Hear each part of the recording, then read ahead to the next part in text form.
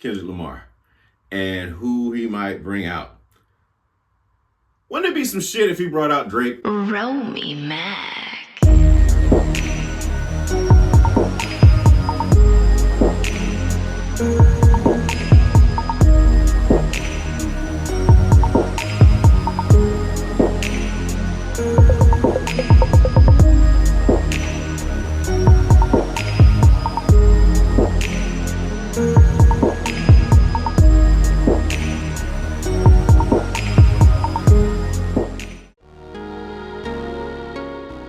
What do you anticipate happening at the Super Bowl this year? Well, I anticipate the Chiefs will win, number one. I believe that Taylor Swift and the referees have done a great job so far ensuring that the Kansas City Chiefs made it to the Super Bowl. I've been saying it since the air show. When we were working on the air show, we talked in the garage, me and the fellas were talking throughout the weekend, and I was like, I really don't think it matters what goes down. If it's anything like where we just left off, Kansas City is going to find their way into that Super Bowl. I anticipated it being the Detroit Lions based off of the season they were having. But then Commanders showed up, you know what I mean? And it was fun, like I said, it was fun to watch. I was astounded that the Lions lost the way that they did because, like I said, that was my pick. I really did. Like NFL is the only sport right now outside of NHL that I find to be entertaining. And my beloved NBA, I don't know what the fuck's going on. But to stay on the subject, I foresee an interesting game. I'm really hoping that Jalen Hurts picks up where he left off last time in the Super Bowl. He left everything on the field. I don't have anything negative to say about Jalen Hurts. However, let's go ahead and talk about the elephant in the room, Kendrick Lamar, and who he might bring out. Wouldn't it be some shit if he brought out Drake, right? Like playing, like again, slow playing everybody on the internet and all that would kill all the buzz. Drake comes out, they perform songs that they did together. I think they did, if I'm not mistaken, Poetic Justice. Yeah, I think they did Poetic Justice together. So they can do Poetic Justice or whatever other track that they've done. I saw a report today that Wayne was skipping the Super Bowl, so there's that. But what if Kendrick performs this damn song and says this? Like, to me, what gets me is the controversial lyrics that are in Not Like Us. Certified pedophile, wop, wop, wop, wop, wop. Like, to say that, and everybody, I'm talking about everybody's watching. Everybody's watching this Super Bowl, around the world. Now, mind you, it's still much ado about nothing news. But for the people that choose to care about this hip hop gossip shit that we tend to sometimes entertain, I just think that's wild if they allow Kendrick to call Drake a pedophile, even in song, on public television, I'm gonna use 60s term, on television, not TV. If they let him let him call him a pedophile on television and for the world to see, I don't know. And then after the lawsuit, I really don't know how you come back from that. As far as what I grew up listening to in hip hop and what we, you know what I'm saying, like what battle meant. You know what I mean? Like, you don't battle, start shit in the, well, he responded. I take it back. Kendrick said he was, Big 3 is Big Me. Let's be clear. Last year, around like, I think this time frame, January, February, said some shit, the song with Future and Metro Boomin. And then Drake hits that one joint. We don't hear anything from Kendrick. You know the funny thing about these fake motherfuckers, I'm gonna talk about this shit. Like, they really were counting Kendrick out. They were like, yo, Kendrick ain't gonna respond to that. I don't think Kendrick gonna respond. And they were like figuratively sucking Drake's dick. You know what I'm saying? Leading up to that point. And then we got Euphoria. And Kendrick showed you what the fuck he's about, right? And it goes back and forth. I'm catching everybody up so they can get the backstory for when you do watch the game and see why the significance of him actually performing this shit at the Super Bowl is astounding to me. But they go back and forth, and then of course Kendrick drops Not Like Us. And here we go. Now it's a banger. It's a West Coast, it's got that West Coast influence. It's a catchy song. When I heard it on a Super Bowl commercial, I knew some shit was about to.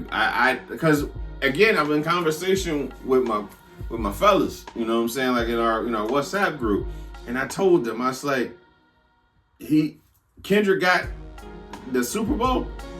How can you not perform this? They're like, he is not performing this song. I'm telling you, you're not gonna have the biggest song of the summer and not play that shit at the Super Bowl. The entire crowd a week ago on the Grammys, a minor jaw drop. Literally, I'm telling you, my jaw dropped. The fact that, again, if you're Drake, how do you combat that shit, right? But again, getting to the Super Bowl, like getting to the halftime show, I'm really interested to see what the fuck. I really want to know what the fuck is going to happen. Is he going to say this shit? Is he going to call Drake a pedophile? That, like, to me, when the whole crowd said A minor, I mean, Kendrick already won, but damn, you got the lawsuit. You got a whole crowd saying A minor. The whole Grammy, the Grammys, we talking about old motherfuckers. Like, motherfuckers is like 90 and, from between the ages probably of 18 and 90 in that bitch. And everybody's in unison talking about A minor. And I'm like, I don't believe this just happened. Honestly, like, as an old hip hop head, like, I can't fuck with I'm the old man now. I don't really fuck with what's going on right now. I respect what they do. I just don't feel it, But when I heard that, I was like, oh wow. This is a, who gets a Grammy for a diss record? Like, for real. Who the fuck gets a Grammy for a diss record? I literally would have to look back to see if there's ever been a diss record. Much Ado About Nothing news. Let's be clear. Much Ado About Nothing news. But I'd be interested to see who comes out with Kendrick, and also if indeed he does perform Not Like Us and uses whether it's going to be a dance segment or they dance to the music, or he's actually going to rap Not Like Us on a national level, worldwide stage, everybody around the world looking at this Super Bowl. I mean, like I said, as a hip hop fan, I really don't know what Drake's going to do when he goes into arenas. Hell, when he goes to Walmart, when he goes to Payless, when he goes to the mall, anything. I'm sure he doesn't go to these places that, I imagine he doesn't have to go to these places. He's beyond rich, But I just think it would be very, very interesting to see what happens. And Kendrick and Taylor got a song, so it'd be cool to. That would definitely solidify me the fact that I think the Chiefs are gonna win if she comes out and they do Bad Blood together. You know what I'm saying? Like Kendrick he's got a lot of hits with a lot of different people. Is what I'm saying here. So I mean, I look forward to seeing that. I definitely hope that it's an entertaining game. We do not want to see a blowout. And we don't want no funny shit going on, like in the game. We want them to. I would love for it to be competitive, if you will. Commercials. We already seen. I already saw Jurassic. What is it? Jurassic World Rebirth. That looked pretty solid. Scarlett Johansson. Yeah, Scarlett Johansson in the movie. But truthfully, I'm really eager to see if Kendrick performs. Not like us on that damn stage, honestly. And it's not if, but I guess it's a matter of when and what is he going to, and like, is he going to do a certain verse? Is he going to do that particular controversial part? And is Drake coming out? Because again, he brings Drake out, you kill it. You kill it, all the dumb shit that people are, wrapped up in arms about on social media and us and barbershop talk and all that shit. But I'd be real interested to see how that turns out. So I look forward to the Super Bowl, how it all pans out. But yeah, Kendrick, what the fuck are you gonna say?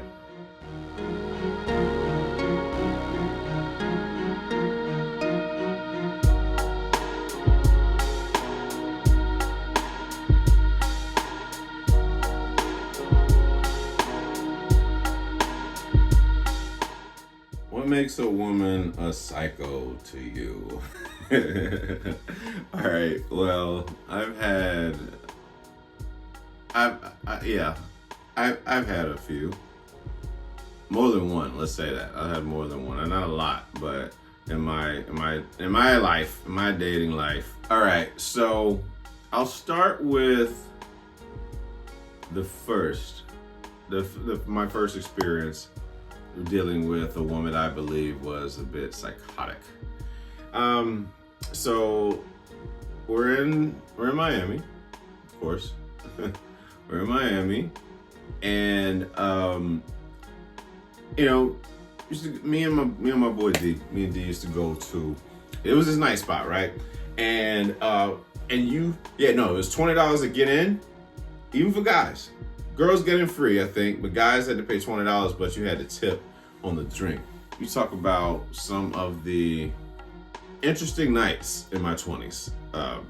This night in particular, I had my cousin with me, right? She's in town visiting from Virginia, who would then go on to be an author.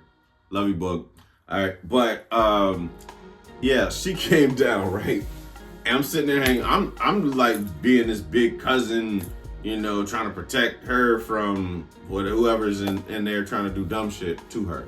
You know what I'm saying? But my cousin, she ain't no lightweight though. She ain't no lightweight. She's small frame. Don't get me wrong, but she can hold her own. She can hold her own. But even still, it's just like making sure wasn't nobody on no dumb shit, right?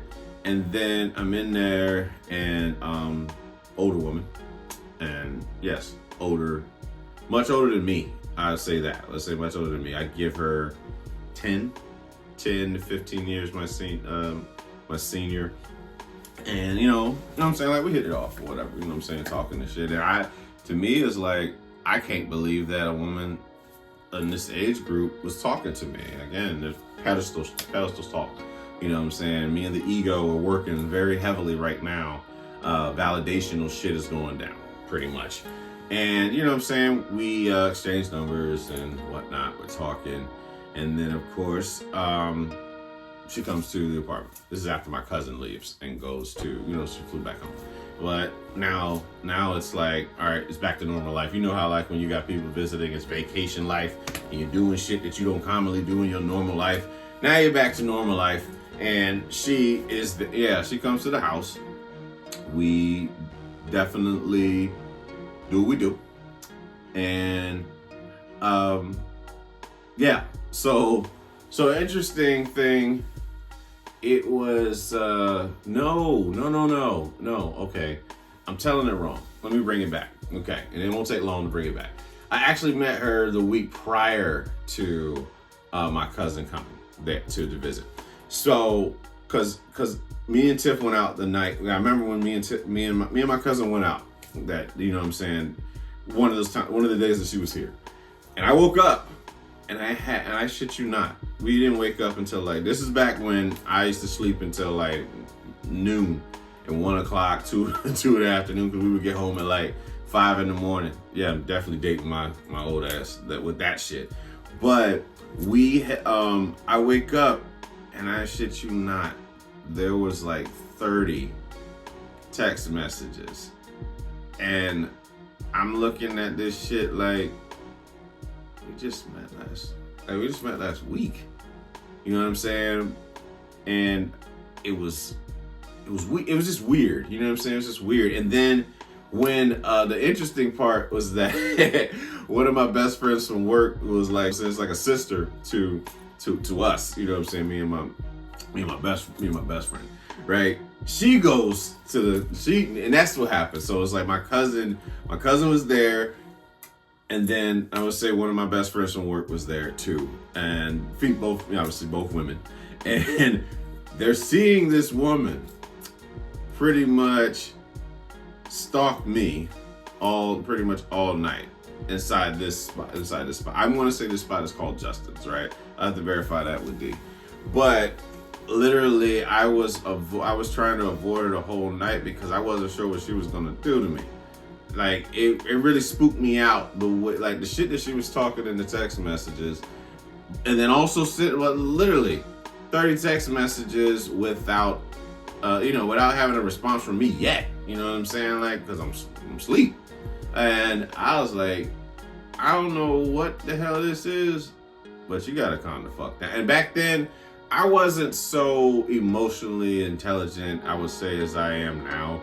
And I said the first thing that went off my head, you know what I'm saying? I did not talk I want to say, I didn't talk the kindest to, if you were a woman and you did something disrespectful to me, I did not speak the kindest to you. And like on like text message stuff, just like being passive aggressive with sarcasm, and you know what I'm saying shit that you know is gonna hurt the other person, not fighting fair. Basically, it wasn't fighting fair, and it just didn't go. Yeah, it just didn't go as well, and that thing just kind of. I believe we just ended up ghosting one another. But that night was kind of wild because I'm literally like, I'm with my cousin, and she's still in my face. I'm there with my friend from, like I said, one of my best friends from work, and still like literally just still in the face. Like she didn't give a fuck. She like, I'm getting you, you know what I'm saying, type thing. It's what it was. And it was like, as flattering as that may sound to some, it was just a very uncomfortable feeling. Like, I'm gonna end up in the trunk type, you know what I'm saying? Like a type vibe is what I felt with it. So that's that psycho case number one. Oh, and then of course was actually being in a relationship with someone that was able to pinpoint like your location.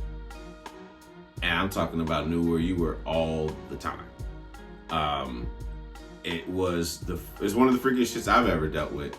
Tapping into your phone, tapping into anything that you did. It was definitely, don't get me wrong, I'm not absent. I'm not free of fault by any means in any of this shit. It was a very toxic situation between me and this individual, right? But to that degree, I'm talking about to the extent where you're not even, you're out of town and you can pinpoint shit. You're pinpointing locations where you are and all this other shit, tapping into phones, and hell, even go as far as using credit card information, right? It was a spooky shit. It was like, it really made me want to veer away from dating altogether after experiencing said thing. Cause I'm like, I don't get me wrong. There's one thing of not trusting a woman, but to you definitely feel like you're not able to trust a woman when you have to experience some shit where your credit card is being tapped into, where your phones are being tapped into. Like there's no privacy, no nothing. It was like it was one of the most weirdest. Like I said, it was some of the most strangest shit that I've ever experienced in dating. And like I said, I am not free of fault by any means. Did I engage in a committed relationship the way that would garner wanting to spy on someone? More beta, like I said, more beta tales in the sense of just being a people pleaser. You know what I'm saying? Like I was never supposed to be in that. Well, I'm glad I went through it because you don't get me today without it. But with the logic I have now, I wouldn't have put that young lady through that. Myself or that young lady through that. It would have ended. It would have been a short term cry versus long term dragging something to fuck on. Having a person feeling the need to do these things just to find out, whether this person was loving them properly. Is how I would look at it. But like I said, I never experienced something like that before. It scared the fuck out of me. I won't lie. I was definitely nervous in the sense of like privacy being that broken. Like I said, privacy being that broken into. And I'm talking about like she pulled out all the stops, man. She pulled out all the stops. And I gotta give it to her. If I ever were to, do an investigation, she'd be the first. She'd be the first that I would contact and trying to solve a case. If you're trying to figure out who killed Jimmy Hoffa, she's the one. Real shit. Because the detective skills were immaculate. They were very much immaculate, man. But that's what I would declare to be psycho worthy. You know what I'm saying? To that extent to what was going on. Don't get me wrong, you know what I'm saying? It's one thing of like checking on stuff, like peeping a person's like maybe Facebook page and friends and shit like that. But I'm talking about like it's like to this degree of spying on somebody like 24/7. That's not a relationship. That's not. There's no reason for you. You don't. Yeah, you're better than that. You know what I'm saying? As far as like for yourself, if you feel the need that you have to do that, then yeah, that's why are you there? So I think that like I said, we were meant to learn from each other in a very toxic way, is what I would call that. We definitely learned. We did some toxic shit to one another. It's just not something it's definitely not something I'm proud of. I'm not gonna say I'll speak from my end. It's definitely not something I'm very proud of as far as how I carried myself. It wasn't a stand-up guy. It wasn't a stand-up guy by any means. It was just it was again a people pleasing and running on trauma response. What it was is like putting everybody else's feelings before my own, and just we definitely could have avoided the things that we went through instead of having to put each other through that and having to deal with the trauma and the aftermath. And but yes, I would say that was more of the psycho end that I had to deal with, the level of spying that was going on in that whole scenario. You know what I'm saying? And still sorting through as far as like what a woman is capable of doing, what a person is capable of doing for that matter. You know what I mean? To that degree of I want to say whether it's low self-esteem, whether it's whatever you want to call it, you know what I'm saying? But even still, you chose to be in that. She's not. Not a victim. Not a victim. Neither one of us are a victim. We chose to be in that situation, but we were just very. I think we were very young. We were emotionally immature. Very emotionally immature, as far as like how we carried ourselves throughout that whole thing. It was just very unhealthy. You know what I'm saying? It was just an unhealthy situation. And truth be told, I wish her nothing but, massive success after experiencing that. And I don't know where she is in life, but hopefully she's doing well. You know what I mean? But it was just, it was a very uncomfortable feeling. I'm not gonna lie to you. Felt like very much some psycho shit. So between those two scenarios that I just named, that to me is like what makes a woman a psycho.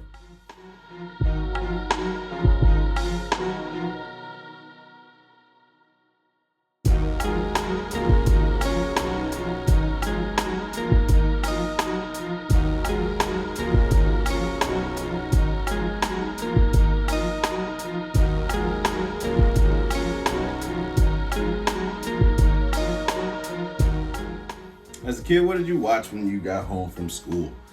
So when I got home from school, I remember seeing Bobby's World. Bobby's World used to come on. Then Batman, the animated series. Power Rangers, VR Troopers, Big Bad Beetleborgs, Biker Mice from Mars. Or maybe that was Saturdays. Yeah, after school. After school was that. Rocky and Bullwinkle, for sure. Looney Tunes. Wacky Races, Scooby-Doo, Ninja Turtles, Double Dare, Get the Picture, Hey Dude, Salute Your Salute Your Shorts. I'm trying to think of some other shit that we used to watch. Saved by the Bell, Superhuman Samurai, Cyber Squad. Shit. What else, man? USA High. Yeah, USA High. Saved by the Bell, the college years. Saved by the Bell, the new class. California. The fuck was that shit, man? Was it California Dreams? I think it was like it was produced by Peter Engel, the same guy that did Saved by the Bell. What else used to come on, man? Family Matters. Yeah, Family Matters by that time was, on TBS. They ran that shit through. Fresh Prince of Bel-Air, for sure. Fresh Prince of Bel-Air, Family Matters. Hell, I was watching, I would watch like in living color and just study comedy. I would watch in living color, I'd watch Martin, I'd watch Def Comedy Jam. My dad used to make these tapes that had all three of them on there, and I would just study that like nobody's business, trying to be funny, wanting to be a comedian at a young age. I idolized Jim Carrey for a very long time, and especially Martin and Eddie. Yeah, Martin and Eddie for sure. Like they were my guys. Eddie for movies, Martin for TV, Jim Carrey for anything, movies, TV shows. It didn't matter, but those are the things I used to watch when I used to get home from school.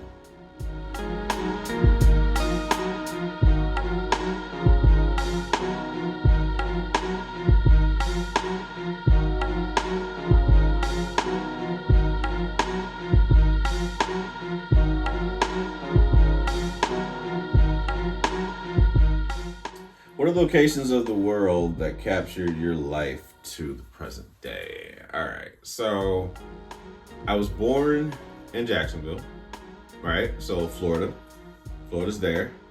I went frequently to Maryland, Salisbury to be exact. I spent a lot of summers, and we lived there at one point in time for a little bit.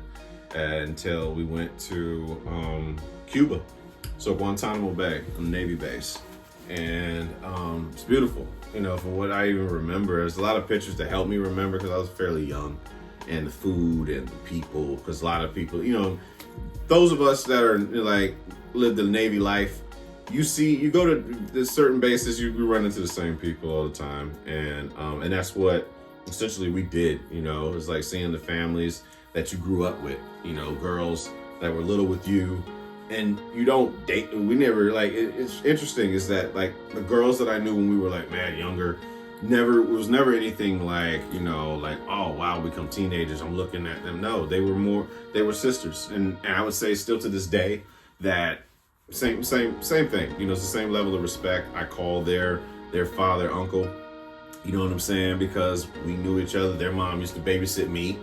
and then babysit my little brother. You know what I'm saying, as we were coming up. But like, yeah, Cuba, Suffolk for sure. Suffolk plays a part of the places that I've been to in the world. And like I said, a lot of memories of Suffolk from '95 to January of '04. So yeah, a lot of memories there. And South Carolina, we've been to South Carolina. I think we probably went to Myrtle Beach and in Charleston too, because we have family, like friends, Navy family that lived in South Carolina.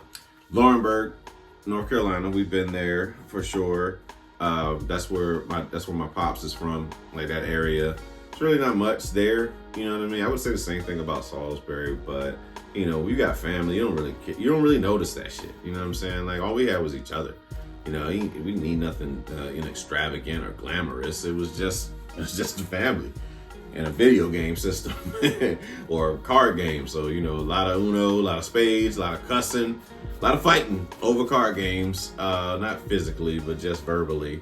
And a lot of pool parties for little kids with the grass inside the pool with just regular ass water, no chlorine shit, like that big ass pool used to be in the front of, well, it's the back of grandma's house.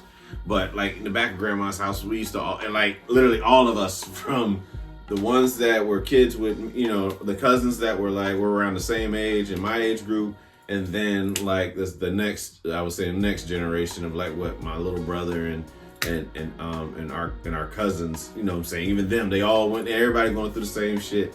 And even recently, you know what I'm saying, the little kids, they play in that pool, and it's got the grass with the fucking flies fucking in it. And yeah, it's country shit. It's just country shit. And I'm sure anybody watching it that obviously grew up, you know, from the family knows exactly what the fuck I'm talking about. But it was, you know, there was those times. Ocean City, like I say, I've spoken about Ocean City before, especially we talk about like roller coasters and stuff like that. A lot of memories there, a lot of good food on the boardwalk, the corn dogs, the salt and vinegar fries, the pizza, you know, the pizza used to be really, really good. And then the toffee, taffy candy. And then of course the popcorn, the caramel popcorn. That's what like my mom, my grandma like to get, the little big joint when we go to Ocean City. But what other locations? Well, you know, being in the military, the Air Force brought me back to Florida. So Fort Walton Beach, Destin area. Fort Walton was my first and only assignment outside of being deployed, right? And beautiful waters. Like, I honestly would say that Destin has the most beautiful water next to Miami to me, and that's in the States. Now, as far as like Bora Bora, I still want to get there. The Maldives, however you pronounce it. Not here to be right. You know what the fuck I'm talking about. Jamaica's waters was nice. So yeah, Jamaica. But Fort Walton Beach was really, really, I'm telling you, that was home. That was home. That was where I learned to become a man. I left my parents' house and I moved into a military dorm, you know what I'm saying, and worked.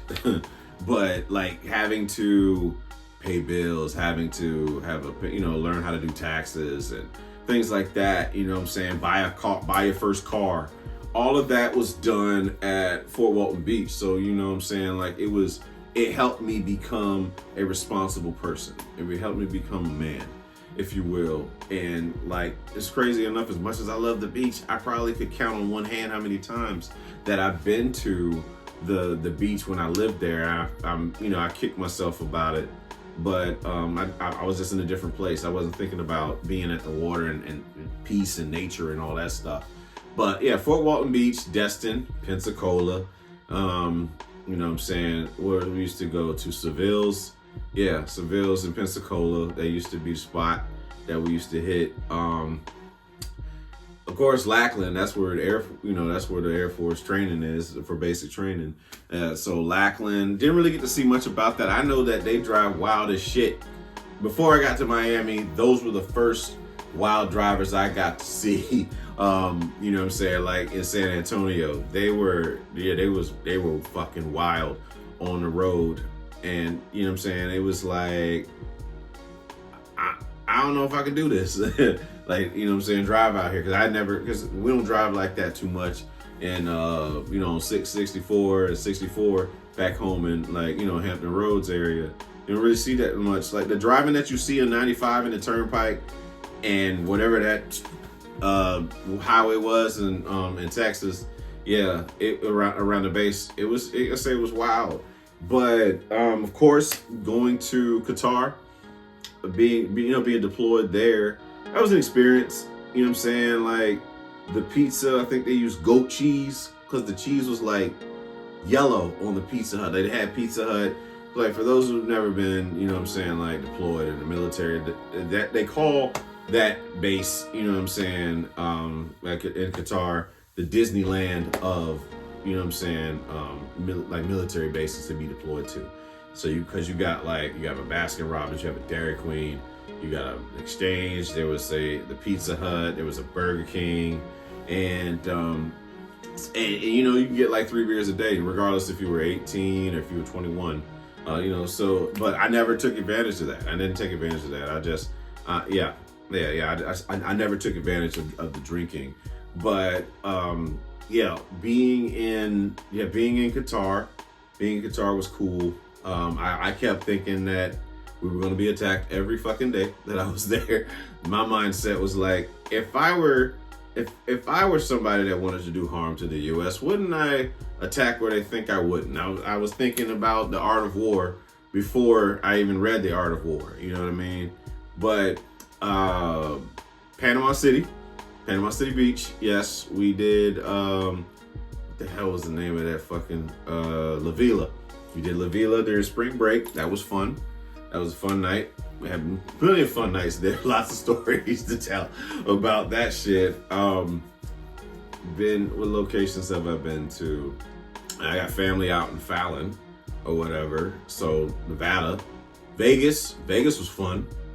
Yeah, Vegas was fun. Touch on Fallon. I love, like, as small as the city is, how everyone kind of, it's like that, you know, sometimes, you know, like you say in Cheers, sometimes you want to go where everybody knows your name. The fact that, you know, it's so close-knit and everybody just knew everyone. The people that you don't fuck with, we don't fuck with them. But the people that, you know, that get along with one another, everybody comes together and kind of looks out for one another. I thought that was pretty cool. And the base ain't half bad too, gym-wise. The gym out there is pretty straight. Vegas though, Vegas was an experience both trips. I'll say that. Vegas was an experience both trips. I enjoyed it. Especially once realizing that they took military discount getting inside the club. Yeah, lots of alcohol. No, just like I said, really just a good time, man. Just being out there with the people you love, and like I said, it was just a good time. It's Disney World for grown people. That's what I would call that. I enjoyed it. I enjoyed the experience of being out there. I look forward to getting back to Vegas. But trying to think where else I've been to. Buffalo was cold as a motherfucker because we went there. It was cold. It was April and it was cold, but it was cool to see that like I said, that northern lifestyle that's up there. Detroit, it's an acquired taste. I'll say that. Definitely an acquired taste for Detroit, but they have their own flavor. They have their own style, which I can respect. You know what I'm saying? Like being able to see how this area dresses and that area dresses. I thought that was pretty cool. Me being a fashion connoisseur, but it was, like I said, it was good. It was a good time. Been in Chicago, but we weren't there long. It was the night before we joined the Air Force. We went to we missed our flight, so we pretty much walked the streets of Chicago we had no lodging or anything. So we walked into this restaurant. They were kind enough to give us pizza, for like 7. It was like 7 or 8 of us. They were kind enough to give us like pizzas and stuff, and all we just had to do was just tip them. But then we found the USO, and we got a place to stay for about 2 hours of sleep, and then we were able to get our plane tickets to get us to the basic training. But Keesler's another place that I've been to in Mississippi, Biloxi, and that was cool. Some of the best chili cheese fries I've ever had in my life. Me and my best friend, that's all we used to fucking eat while we were studying for tech school, you know, our job and stuff like that, being, you know, airfield management. But now it was hitting. It was hitting. Cali too. Hollywood, acquired taste. Really, it just felt like I was in Miami, just on the West Coast. But seeing a whale, seeing like a blue whale in the fucking in the ocean is wild, bro. And the Pacific Coast Highway, and of course walking up mountains and, you know, doing trails. And then just like I said, Oxnard was cool. They call it the Strawberry City. The people stick together a lot. You know what I'm saying? Like, there's a lot of places that make up. I think I've covered all the places that I pretty much have been to. I can think of right now in my life that I've been to. No, I take it back. New Orleans, yes, New Orleans too. Having a grenade, light you up. You know what I'm saying? It's a very strong alcohol. And I didn't realize that they have drive-through spots. Like, they give out milk cartons of like daiquiri and shit out there.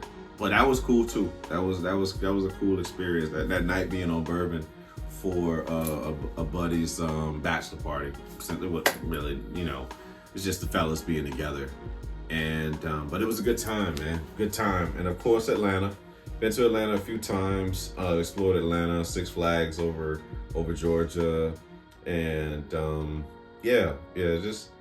I'd say I've been to those. I think I covered everything now. Of course, Orlando, but I mean, that's like home. That's the second home, you know. Orlando, like I said, Orlando. I won't go too much in Orlando. Who doesn't really know much about Orlando with theme parks and shit like that, malls and many other things. But I'd say that those places. I'm gonna stop there. And I probably forgot some other city. Key West. Before I forget, Miami, of course. Miami. That's always gonna be home. That's always gonna be home. You know what I mean? Many memories down there. But yeah, Miami, Key West, and that's it for now. All right, yeah, that's it for now. So those are places that I would say make up the locations I've been to in the world leading up to my life to the present day. But that's all we got for that. I'm out. Good night, kids.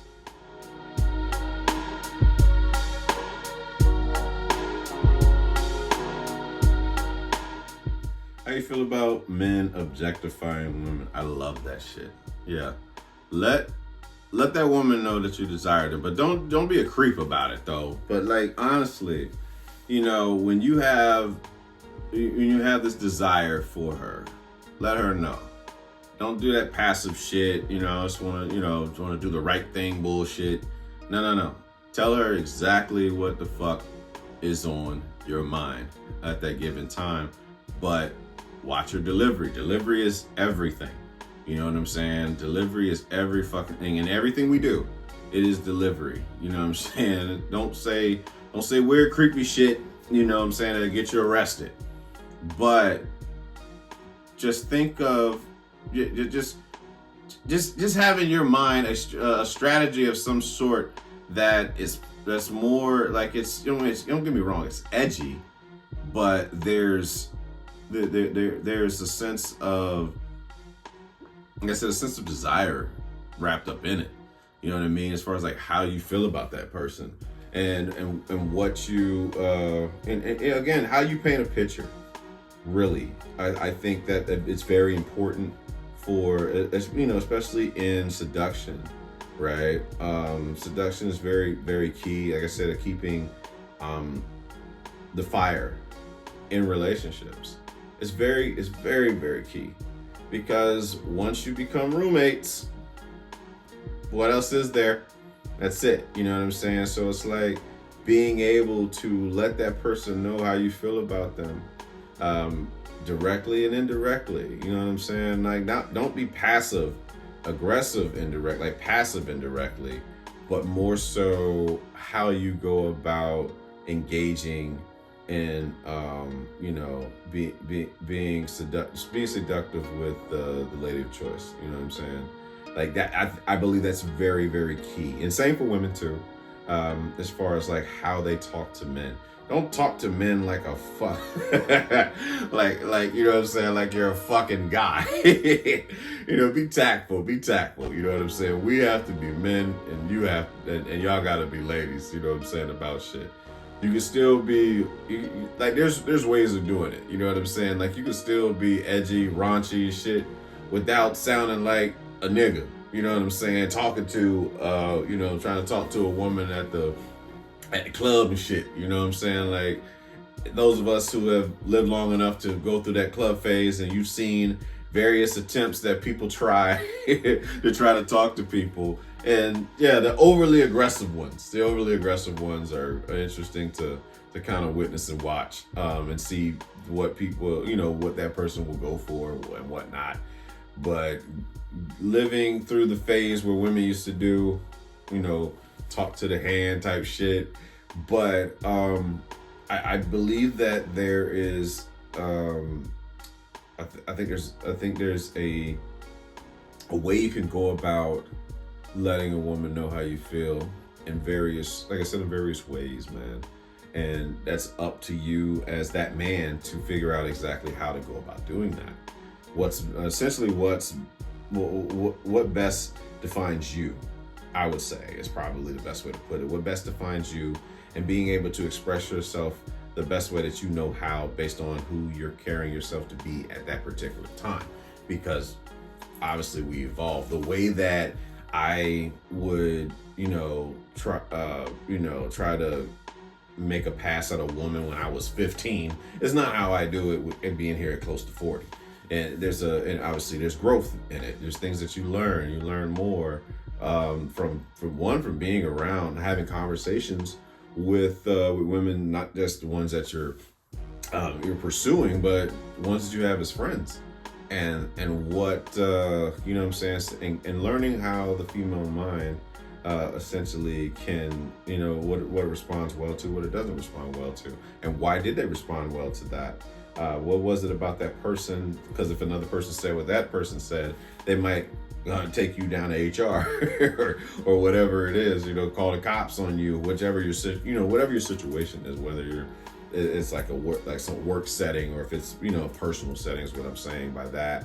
But I love the fact that some men are courageous enough to tell that woman what's on their mind in a tactful way, though. Now, like I said, it's don't be a fucking creeper. Don't be Diddy out here. Don't be you know, any of these other motherfuckers that's just saying wild, like I said, saying wild shit to women.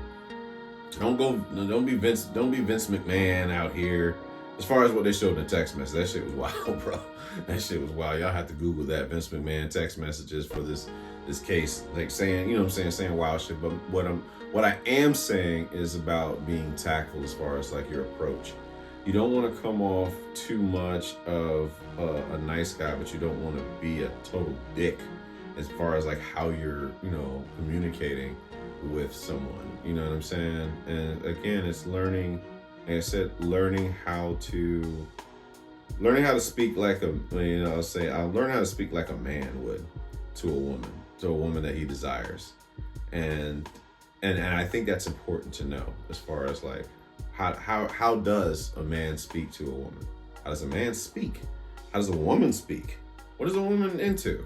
You know what I'm saying? As far as like a woman that you're thinking long term, because it's something like in the short scheme of things, it's something that might take, you know, they might take that rough raw talk and shit, and then you end up where the juice ain't worth the squeeze, and you just and you have you got a toxic situation on your hands on both sides. You know what I'm saying? For both man and woman, or man and man, woman and woman, whichever, you know, whatever the situation is.